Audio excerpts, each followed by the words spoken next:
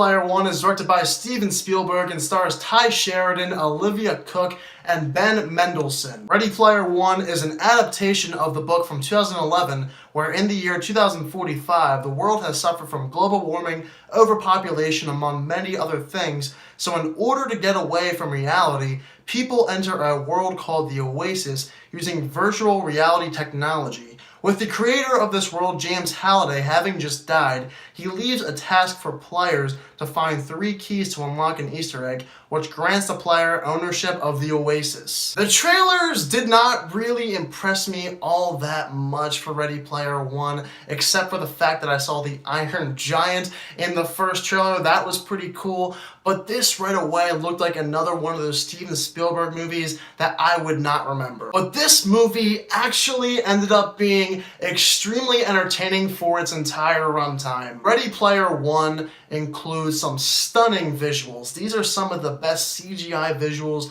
I've ever seen in a video game movie and in a movie in general. A lot of times when you see video game movies like this, where everything is basically a video game, you'd expect the CGI to look pretty video game-ish, nothing to look real whatsoever, but in this movie it feels and looks exactly like a video game, which makes this movie an even better video game film. There were references upon references from pop culture from the 80s and 90s, even current day, all splattered throughout this movie, which I love to see. It was so cool. It gave me so many chills. The video game nerd in me came all out when watching Player One. I'm not gonna lie, I'm a pretty big video game fan, but this movie did so much for me as a video game fan, and also, surprisingly, a movie fan. There are a couple things involving movies here too, which was unexpected. To see both intermixed was a pleasantly surprising addition to this film. Ty Sheridan as the lead here, who plays Wade Watts, is great.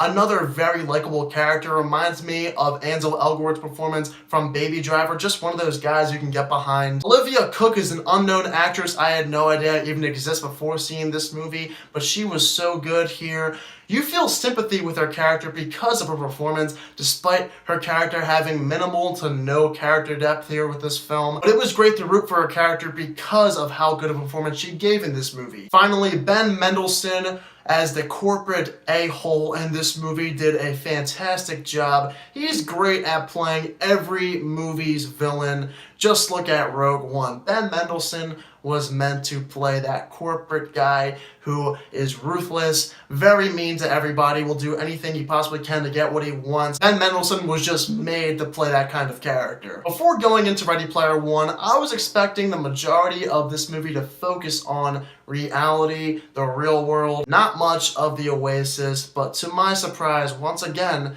this movie had a majority of the film take place inside the Oasis, which made it so much better. I love the decision to make this movie take place almost entirely inside the Oasis, because this is a movie influenced from video games. I had a ton of fun with the first 2 acts, and the third act was even better. A little bit bloated, but very epic, and everything from a Steven Spielberg movie you would want and you would ever expect. I liked the messages Ready Player One had to offer too about reality and how we should not rely on virtual technology to ultimately take over our lives. We should focus more on the real world and not necessarily what's happening in the hyperreal. All in all, Ready Player One truly brought out the inner child in myself that I have not experienced when watching any movie in quite some time. That's where Ready Player One got me. There is only about one minor problem I had with the entire movie. Now, I said it was a great decision to mainly focus on the Oasis for this film,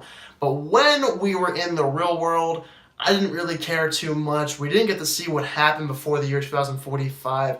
Therefore, I did not really care too much about most of the characters. There was minimal to no depth for any of these people. They were just there and characters you can get behind. They all gave great performances, but we didn't really get to see much else from their characters besides who they are in the Oasis and slightly some information in the real world. But other than that, there isn't too much to grasp onto. You just root for them because they are the good guys. And you know this evil organization Ben Mendelsohn is running they're probably going to do some pretty evil things and not make the world a great place. But really, everything else with Ready Player One was total enjoyment. I had a ball with this film. I was not at all expecting Ready Player One to be a movie. I came out actually with a smile on my face, but this movie did that for me. I enjoyed almost every single minute of this film. It might be because I'm a huge video game fan, but I think regardless if you're a video game fan or not, you will enjoy this movie. I'm gonna give Ready Player One an 88%, one of the early contenders for my favorites of the year.